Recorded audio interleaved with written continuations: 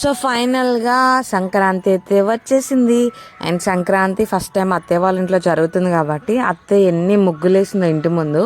ఇవైతే మా పెళ్ళప్పుడు వేసిన ముగ్గులు అనమాట.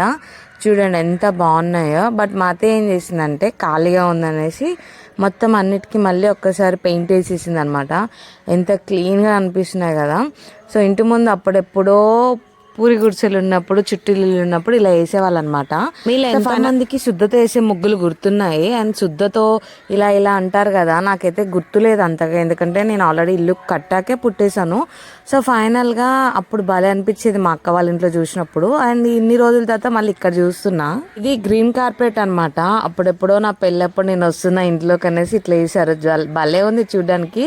అండ్ ఈ సర్కిల్ ముగ్గులు అయితే భలే అనిపించాయి. ఇంట్లోకి ఎవరైనా వస్తున్నప్పుడు ఇట్లా మంచిగా ముగ్గులతో వెల్కమ్ చెప్తే భలే ఉంటుంది కదా. సో నాకు కూడా బాగా నచ్చింది. అందుకని అట్లా ఒక వీడియో అయితే తీసుకున్నా. ఇంకా ఇవేమీ ఆరలేదు.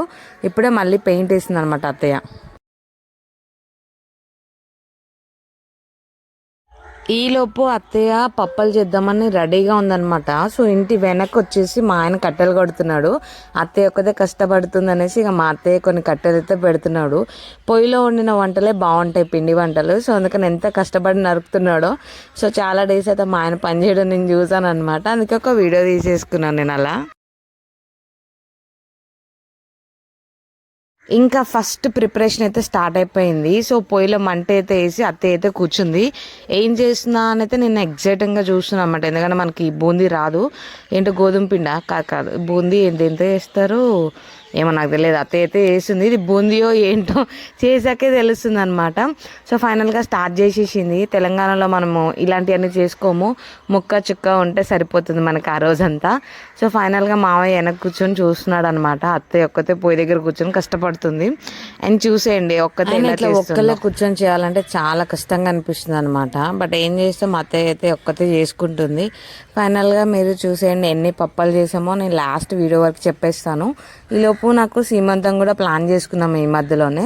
సో ఫెస్టివల్ అయిపోతుంది అనేసి ప్లాన్ చేసుకున్నాము.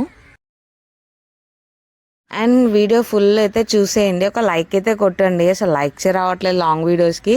చాలా కష్టపడి ప్రిపేర్ చేస్తున్నా కూడా లైక్స్ కొట్టట్లేదు.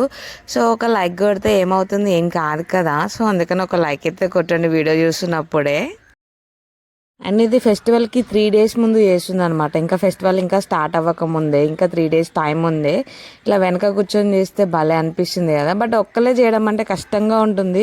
ఒక 3-4 వచ్చి కూర్చుంటే భలే అనిపిస్తుంది. ఎందుకంటే నవ్వుకుంటూ హ్యాపీగా చేసుకోవచ్చు అన్ని వర్క్స్ అన్ని.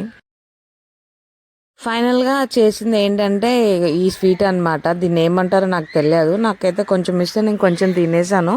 బట్ ఈ స్వీట్ని ఏమంటారో మాత్రం మీరు గెస్ట్ చేసి కామెంట్ చేయండి. అండ్ ఈ స్వీట్ని నేను ఎప్పుడూ తినలేదు, ఎప్పుడో రేర్ అనమాట. ఇక ఫైనల్గా నాటమ్మ వచ్చేసింది అనమాట. ఇది next day second preparation. And చక్రాలకి చేసుకుంటున్నాము. అండ్ ఆంధ్రాలో అంట తెల్లగా చేసుకుంటారు. మన తెలంగాణలో అయితే కొంచెం కారం కారంగా స్పైసీగా చేసుకుంటాం కదా. అందుకనే నేను కొంచెము అత్తయ్య కొంచెము సపరేట్గా నా కోసం చేస్తుంది. సో ఫైనల్గా నేనైతే కొంచెం కలుపుతున్నాను, జస్ట్ యాక్షన్ అనమాట. సో కొంచెం నేను కలిపేసిన అట్లా వీడియో కోసం అని కూర్చొని, ఇక అత్తయ్య కనుక నీ వల్ల కాదు ఇక నేను కలిపేస్తా అనేసి కలిపేసేసింది. ఇక ఫైనల్గా ఇది సెకండ్ టర్మ్. ఇక పొయ్యి అయితే పెట్టేసింది. ఇక ఫస్ట్ తెల్ల చక్రాలు చేస్తుంది, తర్వాత నా కోసము రెడ్ అనమాట. నేను తెల్లే తిన్ను, మనం ఎంతైనా తెలంగాణ బిడ్డలం కాబట్టి కొంచెం కారంగా ఉంటేనే బాగుంటుంది. అండ్ మళ్ళీ సేమ్ ఫైనల్గా అత్తయ్య ఒక్కతే కూర్చుంది, మంట పెట్టేసుకుంది. ఇక ఫైనల్గా నైట్ ఏ టైం అయిపోయింది ఇక్కడ అయ్యేసరికి, ఆల్రెడీ ఈవినింగ్ స్టార్ట్ చేసేసరికి లేట్ అయిపోయినట్టుంది. ఇక ఇప్పుడు థర్డ్ టర్మ్ అన్నమాట. భలే పిసుకుతుంది కదా ఇప్పండి.